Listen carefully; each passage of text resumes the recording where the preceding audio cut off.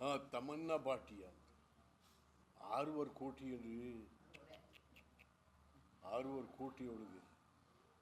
ಅಯ್ಯೋ ದೇವ, ನಮ್ಮಲ್ಲಿ ಎಂತೆಂಥ ಹೆಂಗಸರವ್ರೆ ನಟಿಯರು. ಐಶ್ವರ್ಯ ರೈ ನಮ್ಮ ಕನ್ನಡದವಳು, ನಮ್ಮ ರಚಿತಾ ರಾಮ್ ಇದ್ದಾರೆ,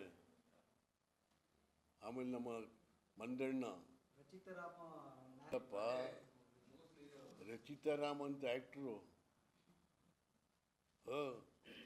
ಅಲ್ಲ, ಈ ಥರದವರೆಲ್ಲ ಇದ್ದಾರೆ ನಮ್ಮಲ್ಲಿ, ಕನ್ನಡಿಗರೇ ಇದ್ದಾರೆ. ನಿಮಗೆ ಐಶ್ವರ್ಯ ರಾಯ್ ಕನ್ನಡದವಳಲ್ವೇ? ನಮ್ಮ ಎಂಥದ್ದು ಮಂದಣ್ಣ ಇದ್ದಾರಲ್ಲ ಎಮ್ಮ,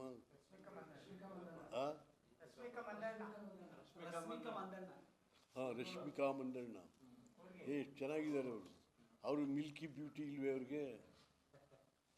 ಮಿಲ್ಕಿ ಬ್ಯೂಟಿ ಅಂತ ಇದೆ.